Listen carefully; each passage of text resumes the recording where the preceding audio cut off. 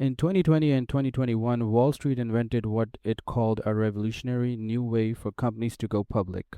Celebrities endorsed them, legendary investors backed them, retail investors poured billions into them. Over $300 billion flowed into these vehicles in 2 years. Then an average SPAC lost over 70% of its value. Billions of dollars of ordinary investors' money evaporated. The SEC launched investigations, class actions lawsuits stacked up. The vehicle was called a SPAC, a special purpose acquisition company. And the story of why SPACs became so popular, who actually made money from them, and why they collapsed so spectacularly is one of the most revealing financial stories of the last decade. Because it shows exactly how Wall Street create products that look like opportunities for everyone, but are really only opportunities for a very small group of insiders. A SPAC, Special Purpose Acquisition Company, is essentially a shell company with no business operations. Here is how it works. A sponsor, usually a well-connected financier, celebrity, or former executive, raises money from investors through an IPO. The company that goes public has no products, no revenue, and no employees. It is really just a pool of cash sitting in a trust account. Investors give their money to this empty shell on the basis of a promise that within 2 years, the sponsor will find a private company worth acquiring and merge with it. When the merger happens, the private company effectively becomes publicly listed without going through the traditional IPO process. It skips the regulatory scrutiny, the investment bank roadshows, and the formal pricing mechanisms that a normal IPO requires. The shell company absorbs the private company. The private company is now public. Shareholders in the SPAC become shareholders in whatever company was acquired. If no acquisition is made within 2 years, investors get their money back. On paper, this sounds reasonable. In practice, the mechanics of how money flows through this structure created one of the most lopsided investment products ever sold to retail investors. SPACs aren't new. They've existed in various forms since the 1990s, but for most of their history, they were considered a financing tool of last resort, used by companies that couldn't attract enough investors' interest for a traditional IPO. The legitimate argument for SPACs is straightforward. Traditional IPOs are expensive, slow, and heavily controlled by investment banks. The process can take 18 months to 2 years, cost tens of millions in fees, and requires the company to expose sensitive financial projections to competitors during their public roadshow. A SPAC merger can be completed in 3 to 4 months. It allows the target company to share forward looking financial projections, which are not permitted in a traditional IPO prospectus, and it provides price certainty. The acquisition price is negotiated in advance rather than being subject to market conditions on listing day. For certain types of companies, particularly early stage businesses with strong future projections but limited current revenue, the SPAC route offered genius advantage.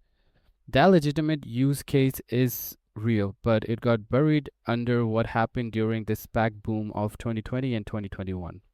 In 2019, there were 59 SPAC IPOs raising $13 billion, modest, niche, mostly ignored. Then the pandemic hit. Interest rates went to zero. Retail investors stuck at home with stimulus check discovered the stock market. Speculative fever ran through every corner of finance. In 2020, there were 248 SPAC IPOs raising $83 billion. In 2021, the number exploded to 613 SPACs raising $162 billion. Suddenly, everyone wanted a SPAC. Former Speaker of the House Paul Ryan, NBA legend Shaquille O'Neal, former baseball star Alex Rodriguez, Silicon Valley venture capitalist, hedge fund legends. The logic was simple and seductive. Put your name on a SPAC, raise a few $100 million, find a hot company to merge with, and collect enormous fees in the process. Companies that had no revenue, no proven business model, and no clear path to profitability were going public at billion-dollar valuations because a famous name had agreed to sponsor the deal. Retail investors who couldn't get access to hot private companies saw SPACs as their ticket in. They piled in. To understand why SPACs became so popular with sponsors, even as they consistently delivered poor returns to ordinary investors, you need to understand something called the promote. When a SPAC sponsor raises money from investors, they receive what is called a founder's share, typically 20% of the total shares in this SPAC for almost no cost. Here's what it means in practice. A sponsor raises $200 million from investors. As the sponsor, they receive $50 million worth of shares, 20% essentially for free. Their cost basis is essentially zero. If the SPAC completes an acquisition and the stock prices stay flat, the ordinary investor makes nothing. The sponsor has made $50 million on a near zero investment. If the stock price rises 20%, the ordinary investor makes 20%. The sponsor has made an essentially infinite return on their zero investment. If the stock price falls 40%, the ordinary investors has lost 40% of their money. The sponsor, depending on timing and whether they sold their shares, may still have made money. The promote structure means the sponsor profits across a much wider range of outcomes than the ordinary investor. The incentive is to do a deal, any deal, before the 2 years deadline, because completing a deal triggers the promote even if the acquired company is mediocre. This is not a conspiracy. It is the disclosed legal structural reality of how SPACs are designed. It was there in every prospectus. Most retail investors simply didn't read it. The performance data of SPAC investors is one of the most damning datasets in recent financial history. A comprehensive study of SPAC mergers found that in the 2 years following their mergers, the average SPAC had lost approximately 75% of its value. Not all of them, some SPACs performed well, but the average outcome for a retail investor who bought a SPAC and held through the merger was a catastrophic loss. Some of the most prominent SPAC disasters became symbols of the era.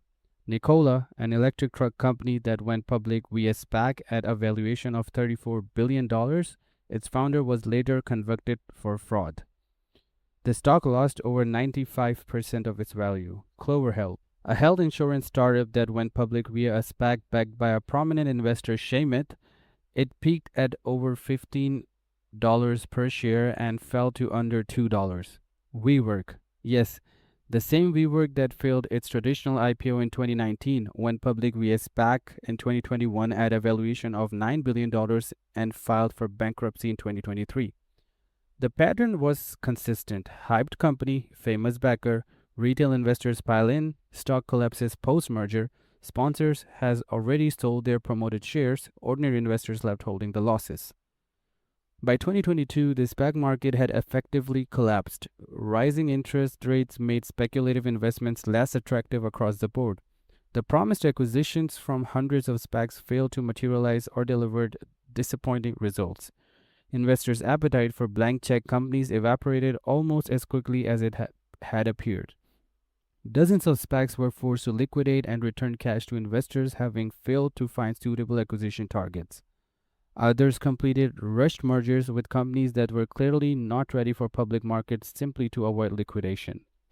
The SEC stepped in with new rules requiring significantly more disclosure from SPAC sponsors, particularly around the promote structure, conflicts of interest, and forward-looking projections. The regulatory changes that took effect in 2022 made the economics of SPACs considerably less attractive for sponsors. SPAC insurance fell from 613 in 2021 to just 43 in 2023. The party was over. The sponsor who got in early, collected their promotes, and exited before the collapse had made fortunes. The retail investors who believed the hype and held through the mergers had in aggregate lost billions. It was one of the most efficient wealth transfers from retail investors to financial insiders in modern market history. SPACs were popular for one reason. They made a small group of insiders extraordinarily rich in a very short period of time. They were marketed to retail investors as democratizing access to private markets. In reality, the structure ensured that sponsors profited across almost every outcome while ordinary investors needed things to go exceptionally well just to break even. The SPAC boom and bust is a near-perfect case study in how financial products get designed, marketed, and sold. Step 1. Create a structure with asymmetric returns that heavily favors insiders. Step 2. Attach celebrity and credibility to generate retail interest. Step 3. Time the exit before the performance data catches up with the marketing. The cycle isn't unique to SPACs. It has repeatedly itself with .com stocks in 1999, mortgage products in 2006, cryptocurrency in 2017 and 2021, and NFTs in 2021. The details change, the structure is always the same. The single most valuable financial skill you can develop is the ability to look at any investment product and ask one question: who designed this? And how do they make money regardless of how it performs for me? That question would have saved billions of dollars during the SPAC boom. It still saves you money on whatever the next version of this looks like. Every week on this channel, I break down the financial systems, traps, and stories that most people never get to see clearly. If this video changed how you think about investing, subscribe. New video every Monday, Wednesday, and Friday. See you next week.